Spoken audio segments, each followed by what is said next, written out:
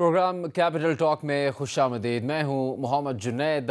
حامد میر صاحب کی چند روز کی تعطیلات کے دوران اس پروگرام کی میزبانی میں کر رہا ہوں. آج ایک بڑی خبر یہ رہی کہ بھارتی سپریم کورٹ نے اس اقدام کی تائید کر دی جو کہ 5 اگست 2019 کو بھارت کی طرف سے اٹھایا گیا تھا. کشمیر کی خصوصی حیثیت کی منسوخی کے خلاف اپیلوں پر فیصلہ سنا دیا گیا ہے. مقبوضہ جموں کشمیر کی خصوصی حیثیت کی منسوخی کا حکم برقرار رکھا گیا ہے. بہت بڑی خبر ہے اور کشمیریوں کے لیے ایک مایوس کن خبر ہے. بھارتی سپریم کورٹ نے بھی اپنے نیتاؤں کی راگ الاپتے ہوئے کہا کہ مقبوضہ کشمیر بھارت کا اٹوٹ انگ ہے اور بھارت سے الحاق شدہ الحاق کے بعد کشمیر نے داخلی خود مختاری کا عنصر برقرار نہیں رکھا اور آرٹیکل 370 ایک عارضی شق ہے. آرٹیکل 370 مقبوضہ کشمیر کو اپنا آئین، اپنا علیحدہ پرچم رکھنے اور قانون سازی کی اجازت دیتا تھا، لیکن بھارتی سپریم کورٹ کا آج کا فیصلہ کشمیری عوام کے زخموں پر نمک پاشی ثابت ہو رہا ہے. اس کے علاوہ ملک میں سیاسی جوڑ تو عروج پر جاری ہے، سیاسی مہاجرائی بھی ہو رہی ہے، نئے اتحاد بھی بن رہے ہیں، لیکن کچھ ایسی سیاسی جماعتیں جن کے آپس میں کافی زیادہ تناؤ دیکھنے میں آ رہا ہے. اسی کے لیے ہم بات کریں گے. سب سے پہلے تو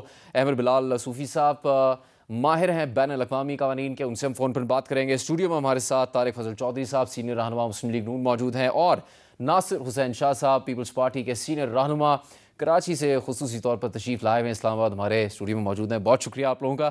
احمد بلال صاحب، 2019 میں جو قدم اٹھایا گیا تھا اس کی بھی بہت مذمت کی گئی. پاکستان کا ایک بڑا واضح موقف تھا اس پر کہ کشمیریوں کے حق خود ارادیت کا، ان کی زندگی کا فیصلہ اس طرح سے نہیں کیا جا سکتا. اب جب ان کی سپریم کورٹ نے بھی اس فیصلے کی توثیق کر دی ہے، اس پر مہر ثبت کر دی ہے، تو پاکستان کے لیے کیا آپشن ہے؟ بین الاقوامی سطح پر کس طرح سے اس موقف کو اٹھایا جا سکتا ہے؟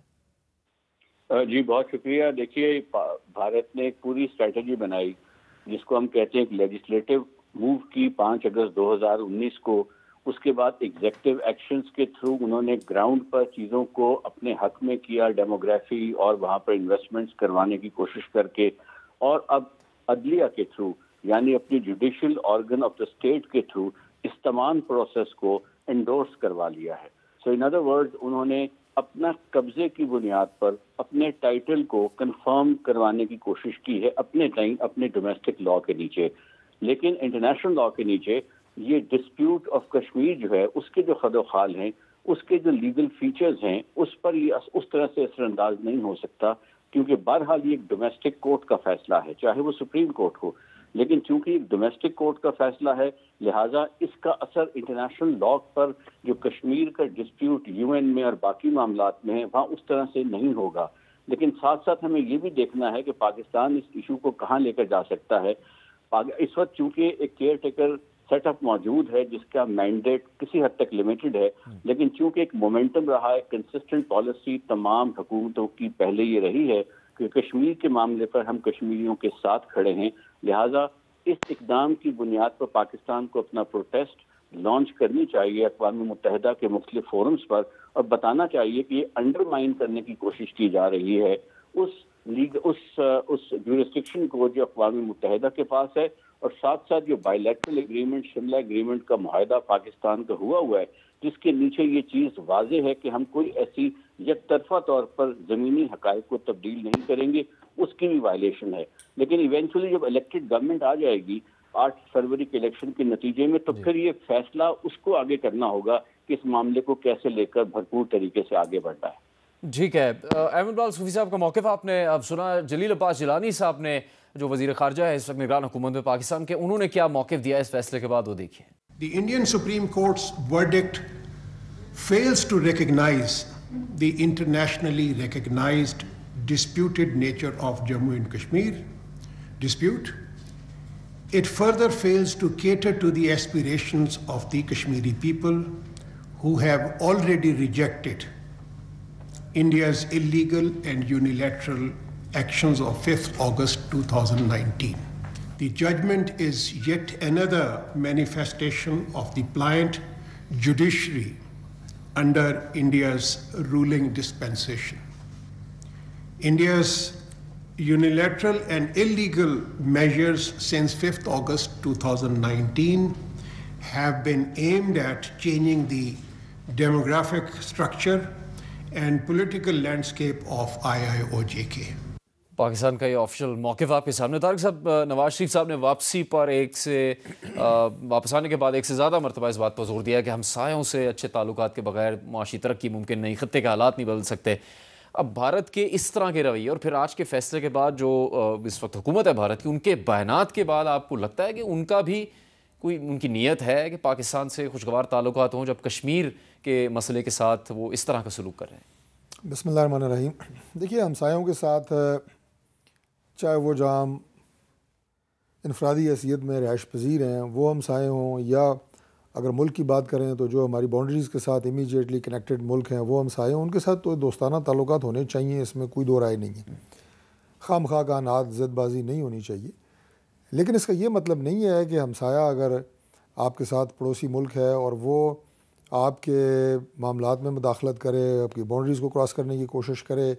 اور انڈیا نے تو ہمیشہ پاکستان کے ساتھ جو ہے وہ ایک دشمنی والا رویہ رکھا ہے, اس نے کبھی پاکستان کو دوست نہیں سمجھا. ہماری طرف سے تو ان خواہشات کا بھی اظہار کیا گیا اور عملی طور پہ بھی ایسے اقدامات پاکستان اٹھاتا رہا ہے کہ جس سے خطے میں آپ یہ کہیں کہ کوئی ٹینشن والی فضا جو ہے وہ نہ بنے اور اس کی شدت میں کمی آئے.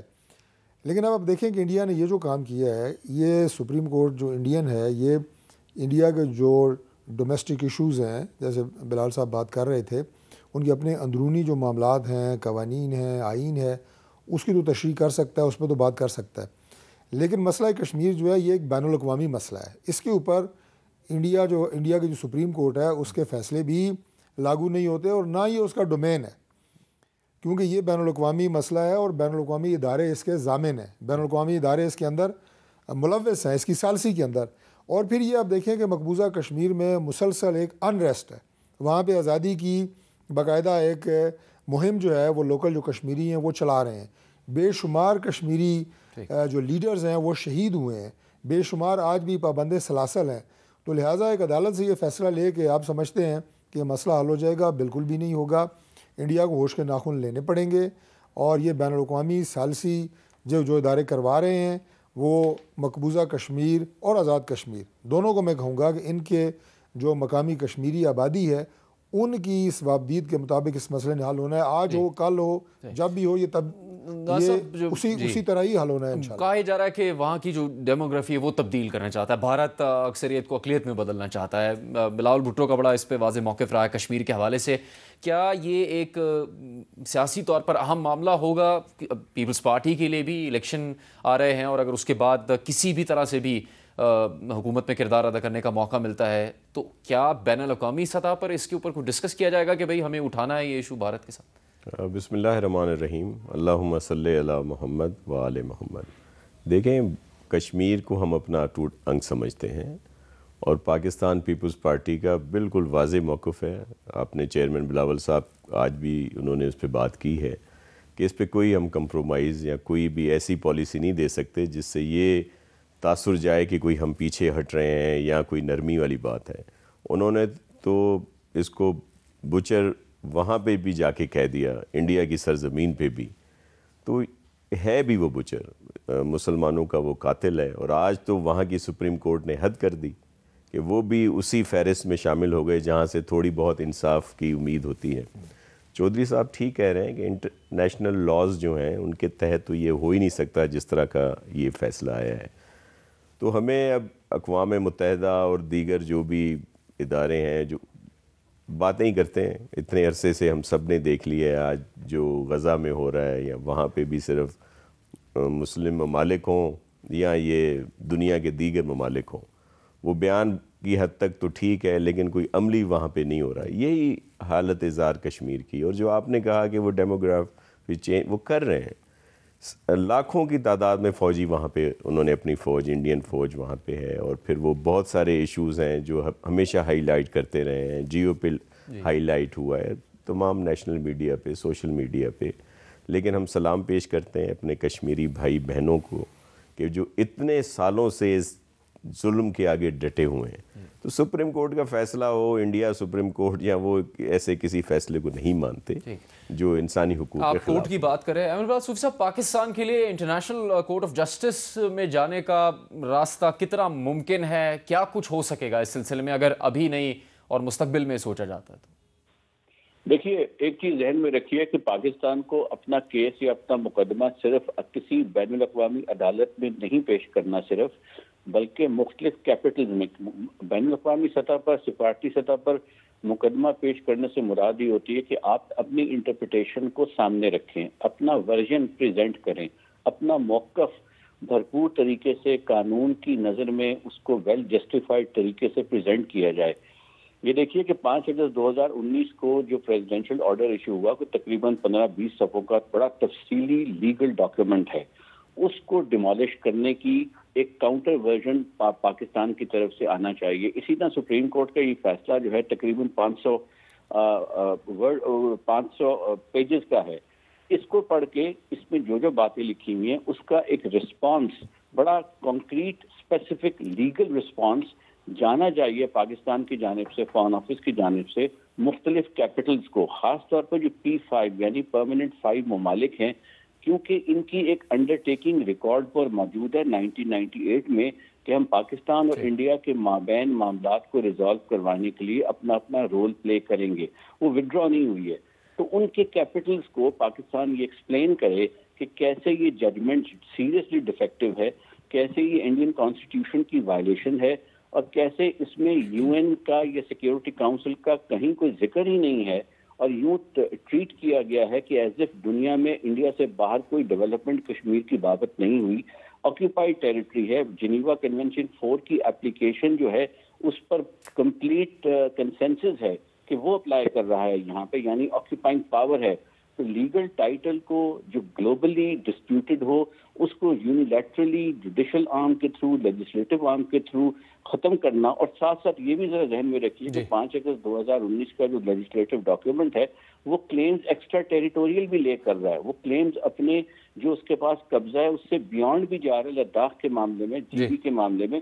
तो ये सब चीज़ों को हमें दुनिया को एक्सप्लेन करना है और ये भी एग्जामिन करना है कि कौन कौन सी जुडिशल फोरम पर हम जा सकते हैं। ICJ में रिजर्वेशन इंडिया की है, जिसकी वजह से शायद इमीडिएटली ये नतीजा अखज़ नहीं किया जा सकता, लेकिन बहरहाल तमाम ऑप्शंस को अभी पाकिस्तानी हुकूमत को एक्सप्लोर करना चाहिए और इस पर लीगल टीम इसको एग्जामिन करे, attorney general office, law ministry और मिनिस्ट्री ऑफ फॉरेन अफेयर्स। बहुत शुक्रिया आपका अमर बिलाल सूफी साहब, प्रोग्राम कैप्टन करने के लिए। इस मामले पर, कश्मीर के मामले पर पाकिस्तान में तमाम सियासी जमातें मुत्तहिद नज़र आती हैं, लेकिन जो मुल्की सियासी मामलात हैं उसमें बड़ी महाजराई चल रही है, और ऐसी जमातें जो इत्तेहादी थी कुछ ही हफ्तों महीनों पहले, वो अब एक दूसरे के खिलाफ बयानात दे रही हैं। और हमारे स्टूडियो में दोनों बड़ी सियासी जमातों के नुमाइंदे मौजूद हैं। बिलावल भुट्टो साहब ने क्या कहा है नवाज शरीफ साहब के बारे में, ज़रा देखिए। रायबंद का वजीर आजम ने अब 3 बार वजीर आजम तो बन चुका है और कोशिश में है कि उसको 4थी बार सिलेक्ट किया जाए, कि जिस शख्स ने पहली बार, दूसरी बार, तीसरी बार फेल हुआ, वो 4थी बार आके कौन सा तीर मारेगा। 90 के दहाई में IGI के सूरत में भी सिलेक्ट हुआ था, जिनसे वो कह रहे हैं कि मुझे 2 तिहाई अक्सरियत दो, वो तो कह रहे कहां से दे, लेकिन अगर देते भी है तो फिर मियां साहब ने वही करना है, एक बार फिर उन्हीं से लड़ना है। नासिर साहब, ये अंकल नवाज से रायविंड के वज़ीर आज़म तक सफ़र बहुत तेज़ी से नहीं तय हो गया? अचानक इतनी हवा कैसे बदल गई कि फ्रेंडली फायर से बाकायदा महाजराई शुरू हो गई है पीपल्स पार्टी की लीडरशिप और मुस्लिम लीग नून के दरमियान? आप तो लंदन की हवाओं की भी बड़ी खबर रखते हैं, कैसे हो गया ये अचानक से? देखिए, सियासी तौर पर इलेक्शन का माहौल है और इसमें इस तरह की स्टेटमेंट दीगर आती हैं। हमें सिर्फ ये है कि पूरी जो उनकी स्पीच है वो नहीं दिखाई जाती, वो कुछ चीज़ें वहाँ से ली जाती हैं, और जब उनका ये मौक़िफ़ रहा है पाकिस्तान पीपल्स पार्टी का कि मोहतरम नवाज़ शरीफ साहब को जो सज़ा दी गई बेटे से तनख्वाह न लेने में, वो गलत थी, और उनको वेलकम किया जब वो यहाँ पे आए, बल्कि उनको मुबारकबाद भी दी जो उनका शानदार जलसा हुआ।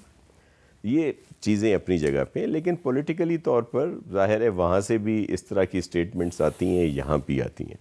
हम सिर्फ एक चीज़ चाहते हैं कि हम जो कारकुन हैं, मिसाल के तौर पर आज चौधरी साहब और हम 2 यहाँ पे बैठे हैं, हम तो वो कारकुन हैं कि जो समझते हैं कि लीडरशिप का एहतराम भी होना चाहिए और जो आग लगी हुई है उसको मज़ीद भड़काने की बजाय उसको बुझाना चाहिए।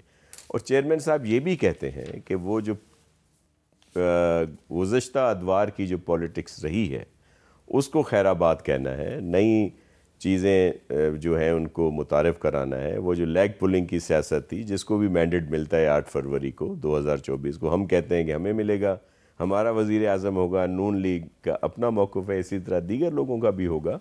तो उसके बाद जो है बहुत सारी चीज़ें दूर करके और मुल्क की बेहतरी के लिए साथ चलना होगा। इसका मतलब ये भी नहीं है कि कभी ले लिया जाता है कि जी वो बिल्कुल ही इस तरह की हुकूमत होगी जिसमें कोई अपोजिशन नहीं होगी। अपोजिशन बिल्कुल हो लेकिन तामीरी हो, ये ना हो कि वो आते ही किसी को डीस्टेबलाइज करना शुरू कर दे, और ये पीपल्स पार्टी ने करके दिखाया है। आपको याद होगा 2017 में या 15 में जब खान साहब धरने देते थे और बहुत सारी चीज़ें करते थे, तो पीपल्स पार्टी बावजूद इसके कि हमें बहुत ज़्यादा तहफ़्फ़ुज़ात थे नून लीग के साथ, उनकी हुकूमत थी, केसेस थे हमारी रहनुमाओं के ऊपर, दीगर चीज़ें थी, लेकिन हमने स्टैंड किया और मियाँ साहब की गवर्नमेंट का सपोर्ट किया, इस वजह से कि कोई गैर आइनी तौर पर किसी हुकूमत को नहीं हटाना चाहिए। तो ये वो सिलसिले हैं जो रहते हैं। बाकी मेरा ज़ाती राय है कि बहुत सारे हमारे दोस्त जो हैं, मैं भी दोनों तरफ से हूँ, वो अपना कद बढ़ाने के लिए एकदम लीडरशिप पे बात करते हैं। आपने एक और दूसरा भी क्लिप दिखाया था शुरू में, मेरे ख्याल है अब दोबारा आप उस पर जाएंगे, तो वो मैं इस बात से हमें परहेज़ करना चाहिए कि जो भी लीडरशिप हो अपना कद देख के बात करनी चाहिए, सिर्फ खुद को बड़ा ये बात बनने कहेंगे के लिए। तो ही बात बनेगी ना, नहीं कहेंगे तो नहीं बात बनेगी। लेकिन वो लीडरशिप आपस में बात कर सकती है, वहाँ से जवाब आ सकता है। लेकिन देखिए, हमें तो ज़ाती तौर पर मैं आपको बता रहा हूँ, ऑन एयर बता रहा हूँ कि हमें तो हमारी लीडरशिप की तरफ से बदतमीज़ी से, दीगर इस तरह के इशू से मना किया गया है कि किसी भी लीडरशिप की सबकी हमें इज्जत करनी है। बड़ी अच्छी बात कर रहे हैं ना सब, लेकिन वो बार बार कह रहे हैं रायवेंट का वज़ीर, अब फिर कह रहे हैं कि 3 दफ़ा तो फेल हुए हैं, तो चौथी बार अब कौन सा तीर मार लेंगे नवाज शरीफ। नासिर शाह साहब तो हमेशा अच्छी बात ही करते हैं, आज भी उन्होंने अच्छी बात की। बात बुनियादी तौर पे यही है कि देखें, इलेक्शन का माहौल है, इसमें कोई शक नहीं है, और इलेक्शन के माहौल में गर्मा गर्मी भी होती है। इलेक्शन के माहौल में आप ये कहें कि तुंदो तेज़ बयानात भी दिए जाते हैं, ये अपनी जगह पे बात ठीक है। लेकिन असल बात यह है कि 2 चीज़ों के ऊपर जो है वो मुझे as a political worker, not that कि मैं कोई PMLN से हूँ, आप ये कहें कि पाकिस्तान के हर पॉलिटिकल वर्कर को और शहरी को जो एतराज़ हो सकता है कि अगर हम वज़ारत उज़्मा को कोई भी लीडरशिप लिंक करना शुरू कर देगी किसी मखसूस इलाके के साथ, हम कहें जनाब ये लाड़काना के वज़ीर आज़म, वो कहें जी ये रायबंड का वज़ीर आज़म जो भी होगा वो अल्लाह ताला की मदद से अवाम का वज़ीर आज़म होगा, पाकिस्तान का वज़ीर आज़म होगा। ये तो आइंदा आने वाला इलेक्शन बताएगा कौन सी जमात को अक्सरियत मिलती है। हम उसे पाकिस्तान का वज़ीर आज़म कहेंगे, अवाम का वज़ीर आज़म कहेंगे, ना ये कहेंगे कि ये पंजाबी वज़ीर आज़म है, सिंधी है, बलोची है, पठान है। इस तफरीक से और इस लफाजी से हमें मेरा ख्याल है कि परहेज़ करना चाहिए, एक बात। दूसरी बात यह है कि जो तनकीद है पॉलिटिकल लीडरशिप को या पॉलिटिकल पार्टीज़ को, वो कारकर्दगी की बुनियाद पे होनी चाहिए। मैं अगर PMLN की नुमाइंदगी कर रहा हूँ तो आप मेरे से बराह रास्त सवाल को मेरी पार्टी के हवाले से, उसके माजी के हवाले से, हाल के हवाले से, मुस्तकबिल की पॉलिसी के हवाले से सवाल करेंगे तो वो बहुत बेहतर होगा।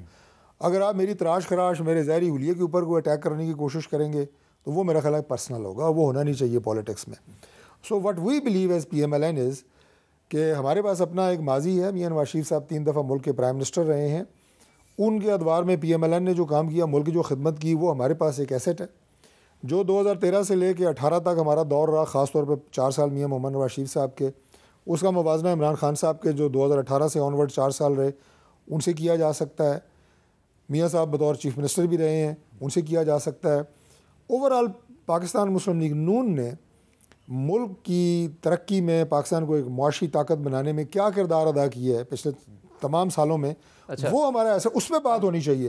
और ये जो आज लेवल प्लेइंग फील्ड की बात होती है कि आपकी पार्टी नहीं कहेगी किसी को कि कोई लड़का नहीं, हम नहीं, ना हम कहते हैं, ना कहना चाहिए, ना ये बात जो है ये मुनासिब है। एक और बात आपके प्रोग्राम में ये कहूँगा, ज़रा गौर कीजिएगा जुनैद साहब, आप तो माशाल्लाह काफ़ी यंग हैं। जो लेवल प्लेइंग फील्ड की आज बात हो रही है और इस तरह की तनकीदें मुस्लिम लीग नून के ऊपर की जा रही हैं, 2, एक ये जनाब कि ये कोई फेवरेट है, मुस्लिम लीग नून को ये कहा जा रहा है।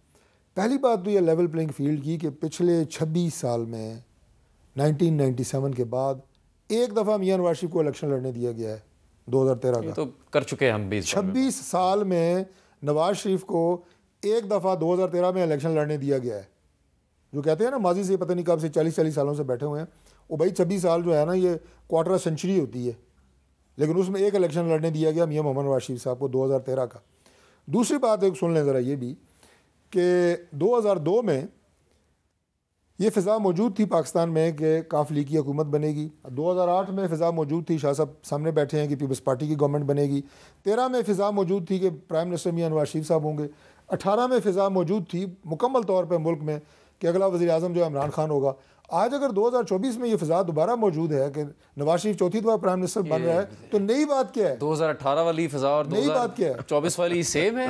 بالکل سیم ہے۔ آپ یہ اس وقت بالکل اس بات میں کلیئرٹی تھی، پارٹی اور دوسری ہم جب جا رہے تھے، پارٹی مطلب میں وہ الیکشن لڑا، میں جیتا الحمدللہ اسلام آباد سے، سلیکٹڈ کہتے رہے، لیکن نہیں 18 کی بات کریں 13 کی بات میں تو سلیکٹڈ کہتے رہے، تو پھر اب بھی نہیں سلیکٹڈ یا نان سلیکٹڈ نہیں، میں آپ کو یہ کہہ رہا ہوں کہ الیکشن سے پہلے ایک فضا موجود تھی، پچھلے 4 الیکشنز کا میں نے آپ کو حوالہ دیا ہے، لہٰذا یہ ایک پرسیپشن جو ہے نا الیکشن سے پہلے موجود ہوتی ہے کون سی پارٹی وننگ پارٹی ہے، لہٰذا آپ اس وننگ پارٹی کو لیبل کرنا اور ٹارگٹ کرنا صرف اس لیے کہ وہ ایک مقبول جماعت ہے، اور یہ جو آپ نے پریس کانفرنس وغیرہ دکھائیں یہ صرف آپ کی مقبولیت کو کم کرنے کے لیے یہ باتیں ہو سکتی ہیں۔ طارق صاحب نے الیکشن کی بات کی ہے، اس پہ بھی بات کریں گے۔ خالد مقبول صدیقی صاحب نے تنقید کی ہے الیکشن کی شفافیت کے حوالے سے، وہ اور نواز شریف صاحب نے اپنے موقف میں ایک دفعہ پھر احتساب کی بات کرنا شروع کر دی ہے۔ کیا مطلب ہے اس کا؟ بریک کے بعد دیکھیے۔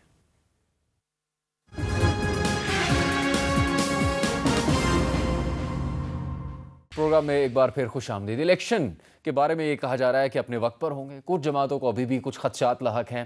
پیپلز پارٹی کہتی ہے کہ الیکشن شفاف ہونے چاہیے، لیکن اس پر ان کے خدشات ہیں۔ جس طرح سے نگران حکومتیں کام کر رہی ہیں اس پر تنقید کر رہے ہیں، وہ پورے ملک میں جو سسٹم ہے اس پر تنقید کر رہے ہیں، لیکن ان کے اپنے صوبے میں کراچی میں ایم کیو ایم کے رہنما خالد مقبول صدیقی کیا کہہ رہے ہیں، ذرا دیکھیں۔ متحدہ قومی موومنٹ کی اعلیٰ قیادت پاکستان کی مملکت، ریاست سب کو یہ بتانا چاہتی ہے انتخابات صاف، شفاف، غیر جانبدار ہوتے ہوئے نظر نہیں آ رہے ہیں، کیونکہ سندھ کے اندر جو نگراں حکومت ہے وہ دراصل تسلسل ہے 15 سال کا۔ چیف الیکشن کمشنر صاحب کمپرومائز لوگ جب آپ کے ارد گرد بیٹھے ہوں گے تو انتخابات کسی طرح بھی شفاف نہیں ہو سکتے۔ ناصر صاحب، یہ ڈائریکٹ اٹیک نہیں ہے پیپلز پارٹی پر خالد مقبول صدیقی صاحب کی طرف سے؟ دیکھیں، اگر چیف الیکشن کمشنر خالد مقبول صدیقی صاحب کو تھوڑے دنوں کے لیے بنا دیا جائے، اور وہ جو دوسرے دورانی صاحب ہیں جن پر یہ اعتراض کر رہے ہیں، فاروق ستار صاحب کو وہ چارج دے دیا جائے، چوہان صاحب جو سندھ کے الیکشن کمشنر ہیں وہ مصطفیٰ کمال صاحب کو بھی بنا دیا جائے، پھر بھی یہ نہیں جیتتے، ان کا حال نہیں ہے۔ یہ سارے الزامات جو لگائے جا رہے ہیں یہ صرف اس وجہ سے کہ ان کو پتہ ہے کہ رزلٹ کیا ہے 8 فروری کا 2024 کا۔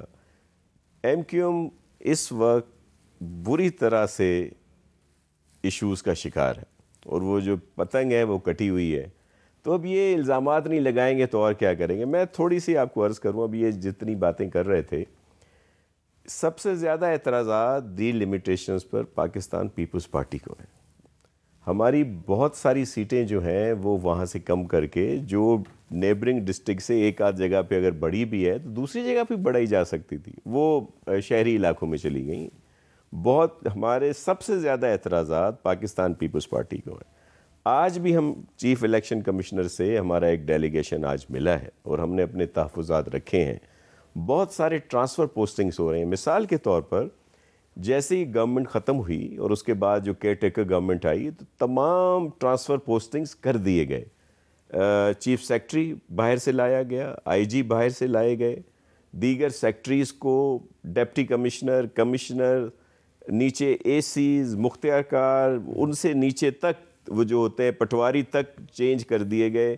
اسی طرح D I G, S S Ps, D S P, S H O, even head محرر اور دیگر پولیس کا عملہ تک دوسرے ہر ڈسٹرکٹس میں ایک میسو ٹرانسفر پوسٹنگ۔ اس کے بعد کیا ہوا ہے؟ اس کے بعد اب مسلسل وہی ٹرانسفر پوسٹنگز ہو رہی ہیں جن پہ الیکشن کمیشن کو بھی اعتراض تھا، کہیں تو ان سے پوچھا نہیں جاتا۔ اور اب بھی چلیں، اگر پہلے ٹرانسفر کوئی نہیں ہوا تو اس کو تو ٹرانسفر کیا جا سکتا ہے، لیکن وہ جو پہلے ہی آپ کر چکے ہیں، اب پھر من پسند لوگوں کو خوش کرنے کے لیے وہ دوبارہ ٹرانسفر کیے جا رہے ہیں۔ یہ اعتراضات ہیں۔ یہ آج سعید غنی صاحب نے وضاحت سے بتایا، ڈسٹرکٹ ایسٹ کی مثال دی کہ وہاں پہ 12 سے زیادہ اعتراضات تھے پیپلز پارٹی کے۔ ایک اعتراض تھا ایم کیو ایم کا. پیپلز پارٹی کے 12 اعتراضات رد کر دیے گئے, ایم کیو ایم کا ایک اعتراض انہوں نے بحال کر دیا. اسی طرح اور بہت ساری چیزیں ہیں. دلچسپ بات ہے کہ مسلم لیگ نون کے بھی کئی رہنماؤں کو اعتراض ہے, جو خالد مقبول صدیقی صاحب کہہ رہے ہیں. آپ بھی سمجھتے ہیں طارق صاحب کہ یہ تسلسل ہے 15 سال کی حکومت کا سن میں, جو نگران حکومت ہے ایم کیو ایم کے ساتھ اب آپ کا انتخابی اتحاد ہے, لیکن یہ ذہن میں رکھیے گا کہ سعد رفیق بھی حلقہ بندی کے معاملے پر احتجاج کر چکے ہیں لاہور میں. دیکھیے حلقہ بندیاں تقریباً 272 حلقے ہیں قومی اسمبلی کے جن کے اوپر الیکشن ہوتا ہے, اور جن کی حلقہ بندیاں بھی الیکشن کمیشن آف پاکستان نے کی ہیں. اب یہ تو ممکن نہیں ہے کہ 272 حلقوں میں پاکستان بھر میں حلقہ بندیاں اور کسی کو ان حلقہ بندیوں پہ اعتراض نہ ہو. اعتراضات ہوتے ہیں, الیکشن کمیشن خود سنتا ہے, اس کے بعد اگر وہ ریجیکٹ ہوتے ہیں یا ایکسیپٹ ہوتے ہیں تو پھر آپ کے پاس رائٹ ہے کہ آپ ہائی کورٹ یا سپریم کورٹ کا رجوع کر سکتے ہیں, لیگل رائٹ ہے, اور وہی سعد رفیق صاحب کر رہے ہیں جو آپ فرما رہے ہیں.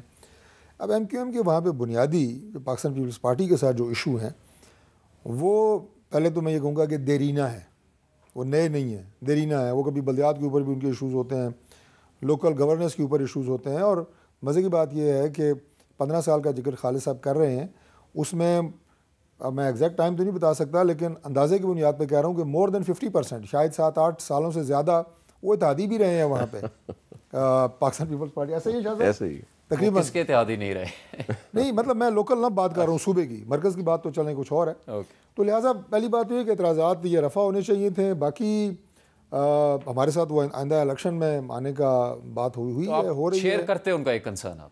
نہیں دیکھیں, اب ان کے جو کنسرن ہیں وہ مقامی سطح کے ہیں, اور جو نگران حکومت ہے, میں تو کم از کم اسے یہاں بیٹھ کے نہیں, اپنی معلومات کی بنیاد کے اوپر تو میرے پاس کوئی ایسی انفارمیشن نہیں ہے کہ میں اسے کوئی متنازع کہوں کہ وہ متنازع ہے, لیکن ان کے کنسرنز ایم کیو ایم کے رفع ہونے چاہیے, یہ ضرور میں کہوں گا. اس حد تک میں ان کے ساتھ. طارق فضل چودھری صاحب ایک بڑے اہم مذاکرات میں تھے آج پروگرام میں آنے سے پہلے, اس کے بارے میں ان سے پوچھیں گے. اور جو پیپلز پارٹی کو کیا واقعی کوئی خطرہ لاحق ہے کہ سندھ میں ان کا اقتدار نہیں ہوگا مستقبل میں, پوچھیں گے ایک بریک کے بعد.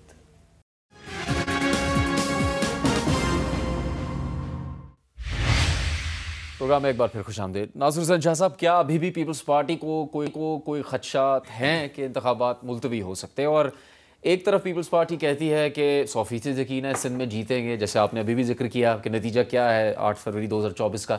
پھر دوسری کوئی جماعت دعویٰ کرتی ہے جیتنے کا, تو پھر پیپلز پارٹی کہتی ہے ان کو تو پہلے سے طے ہو گیا, سلیکٹڈ ہے یہ, یا ان کی کوئی ڈیل ہو گئی ہے. تو جب آپ کی جماعت یہ دعویٰ کر سکتی ہے تو پھر دوسری جماعتوں کو بھی یہ حق حاصل ہوگا کہ وہ اپنی جیت کا دعویٰ کر سکیں یا اس کا اظہار کر سکیں.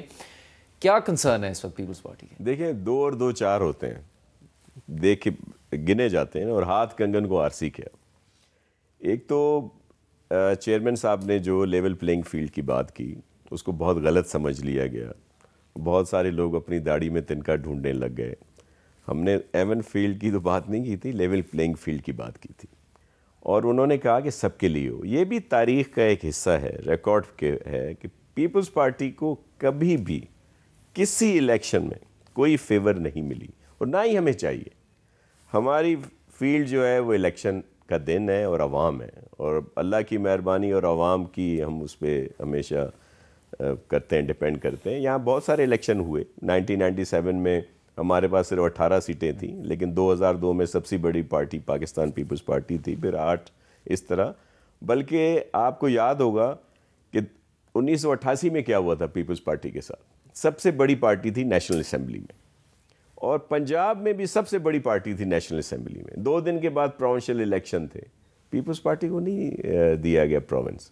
تو یہ بڑا تسلسل ہے. پھر وہ جس طرح بھی ہوتا ہے, تو پیپلز پارٹی الحمدللہ کبھی کسی کی اس طرح کی سپورٹ پہ یا کبھی نہیں آئی. ہم عوام پر بھروسہ کرتے ہیں, اللہ کی مہربانی اور اس کے اوپر. دوسری بات یہ کہ سندھ میں آپ بات کر رہے ہیں, دیکھیں سندھ میں اس وقت ہم سویپ کر رہے ہیں. یہ اتحاد بڑے دنوں سے بن رہے ہیں نا, ہم ویلکم کرتے ہیں. اور میں نے پہلے بھی کہا تمام پولیٹیکل پارٹیز کے لیے بہت عزت ہے, میاں صاحب کے لیے, ایم کیو ایم والوں کے لیے, جی ڈی اے میں بہت ساری اچھی شخصیات ہیں, دیگر لوگ ہیں, جے یو آئی ایف میں ہیں. لیکن یہ کیا وجہ ہے کہ اس سارے اتحاد کے باوجود, اور یہ جو خبریں ہیں کہ جی پیپلز پارٹی کو بڑا ٹف ٹائم دیا جا رہا ہے, جتنے الیکٹیبلز ہیں سندھ کے وہ پیپلز پارٹی میں شامل ہو رہے ہیں. جو ہم سے پچھلی الیکشنوں میں جیتے ہوئے تھے, کچھ تھوڑے مارجن پہ ہارے ہوئے تھے, اس وقت تو ان کے لیے بڑا ایج تھا نا کہ اتنا بڑا اتحاد, G P M L N, M Q M, J U I F, G D A اور بہت سارے, सब इकट्ठे हैं। वो क्या वजह है कि आप देख लें, अली गौर मेहर साहब जो पहले जीते थे, एक MNA 2 MP 18 में, वो पीपल्स पार्टी में ज्वाइन, पीपल्स पार्टी आप कह रहे हैं। इसी तरह बहुत सारे शहरयार हैं, गौस बख्श साहब हैं, बहुत जो छोटे छोटे मार्जिन से इलेक्शन हारे हैं, जिसमें खुश्क हैं, खोखर साहब हैं, इंडोर, वो सब पीपल्स पार्टी में और शहरों से बहुत ज़्यादा लोग आ रहे हैं। ये क्यों MQ क्यों परेशान है? इस वजह से तो सिंध में तो हमें बिल्कुल कोई खौफ, हम इस इत्तेहाद से नहीं, हम इनके इत्तेहाद को वेलकम करते हैं, हम कहते हैं खुश व खुर्रम रहें, हमें कोई एतराज़ नहीं, ये एक हक है, किसी से भी इत्तेहाद किया जा सकता है। नवाज शरीफ साहब एक बार एहतसाब की दोबारा बात करें, जो कहा जा रहा था कि उनका मौक़िफ़ मुख्तलिफ हो सकता है, ज़रा देखिए उनकी गुफ्तगू। फिर आखिरी सवाल तारिक साहब से। हमने अच्छे अच्छे काम किए, मुल्क व कौम की तरक्की वाले काम किए, और हर दफ़ा हमें निकाल दिया गया। क्यों निकाल दिया गया? कम से कम मुझे पता लगना चाहिए कि 1993 में क्यों निकाला गया, मुझे पता लगना चाहिए कि 1999 में क्यों निकाला गया। और हमने अपना कहा कि हम ये कारगिल में लड़ाई नहीं होनी चाहिए थी, इसलिए निकाल दिया, इसलिए निकाला है। तारिक साहब मुख्तसर क्या कह रहे हैं नवाज शरीफ साहब? ये कौन इन्हें बताएगा? या आपकी पार्टी करेगी एहतसाब? अगर इक़्तिदार मिलता है तो कौन करेगा एहतसाब? देखिए, ये अक्सर ये सवाल होता है जनाब कि आप इक़्तिदार में आके एहतसाब की तरफ जाएंगे या क्या करेंगे। मैं इसका मिसाल आपको इस तरह देता हूँ कि एक जो फैक्ट्री होती है ना, उसका एक मेन प्रोडक्ट होता है जिससे वो फैक्ट्री जानी जाती है। इस वक्त हमारा PMLN का जो मेन प्रोडक्ट है वो मुल्क को बनाना है, मुल्क को आगे लेके जाना है, बुरहान से निकालना है और उसे मुआशी ताकत बनाना है। ये हमारा मेन आप ये कहेंगे टारगेट। ये जो बाकी चीज़ें हैं ना, बाई प्रोडक्ट्स होती हैं कि जनाब अब एहतसाब है। अब एहतसाब पाकिस्तान के अंदर वो इदारे मौजूद हैं, अगर कोई गलत काम करता है तो उसका एहतसाब होगा। जो माजी की बातें हैं वो तो बहुत लंबी एक दास्तान है, वो बरसबील तस्करा वो बातें आती हैं और ये हल होना चाहिए। जवाब दे दिए तो आप बड़े अहम मुज़ाकरात से आ रहे हैं JOIFA के साथ, क्या तय हुआ है? ये खबरें सच है कि मौलाना फजलुर रहमान को सदर बनाना चाहती है मुस्लिम लीग नून? देखिए, JUIF के साथ हमारी कमेटी तश्कील दी गई थी पार्टी की तरफ से, मैं भी उसका मेंबर हूँ, और आज हमारा मुलाकात का दूसरा राउंड हुआ है। ये राउंड जो हमारे हो रहे हैं, ये सूबा KP की हद तक जो कौमी असम्बली और सूबाई असम्बली की नशस्तें हैं उसमें सीट एडजस्टमेंट के हवाले से हो रहे हैं। और मुझे टेबल पे ये बात कि मौलाना फजलुर रहमान सदर हो सकते हैं? नहीं, ये बात अभी टेबल के ऊपर नहीं है, और ना ही ये बात अभी ज़ेर बहस है। हमारे मुज़ाकरात का मैंडेट है वो सूबे की हद तक है, सूबाई सतह तक हम ये मुज़ाकरात कर रहे हैं। बहुत शुक्रिया आपका प्रोग्राम में शिरकत के लिए। हमारा प्रोग्राम यहाँ पर इख्तिताम पज़ीर होता है, इजाज़त दीजिए।